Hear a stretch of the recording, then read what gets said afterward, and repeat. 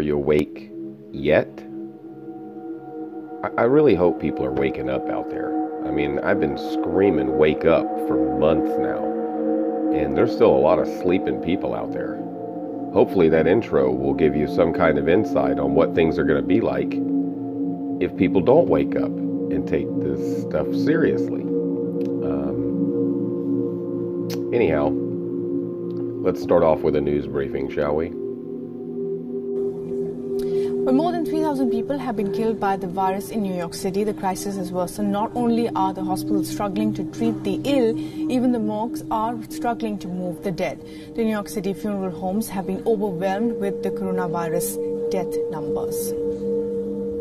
Equipment issues, okay? We don't have enough stretchers. We don't have the infrastructure to handle the amount of people that we're serving.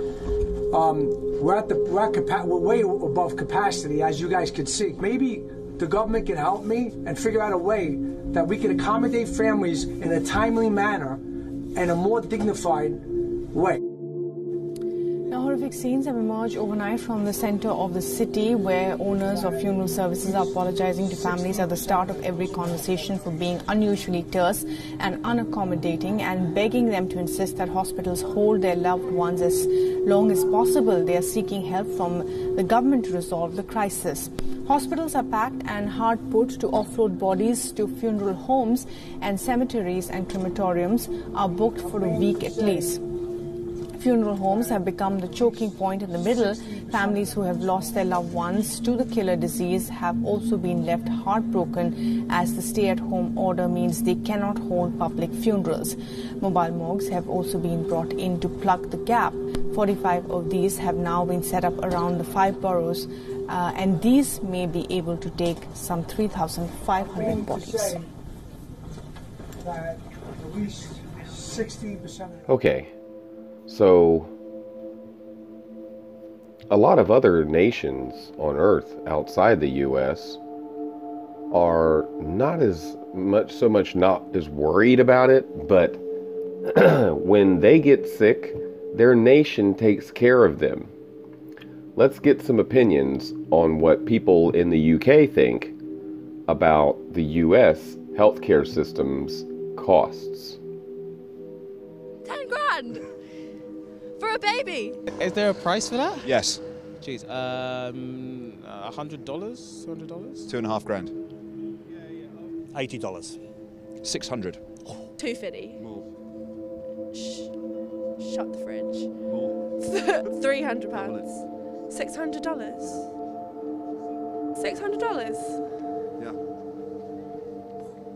Ambulance call out. How much do you think that costs? Zero payment. Zero payment? Yeah, zero payment. No. It costs $2,500. For real? Yeah. Oh, okay, cool. you look. An inhaler. $100. Yeah, you're pretty close. It's a bit more. 120. 250 to 350. For an inhaler? Yes. Man. So if you're poor, you're dead. I know that it's like public health care in the UK. In the US, fortunately, I'm able to get health care through my parents, their jobs, but like I carry an EpiPen, and I know that like the cost of that has just been rising. So like there's like very few companies that even compete, so it's sort of like a monopoly for the EpiPen. Even though like we have insurance, it cost my parents about a couple hundred, even with insurance. So 2 EpiPens, how much do you reckon they are? $80. 600. $40. I'm afraid not. More? More? $100. More. 150. More. 250. More. Shut the fridge. More. £300. $600. What? Why? That's a very good question. $600. Yeah.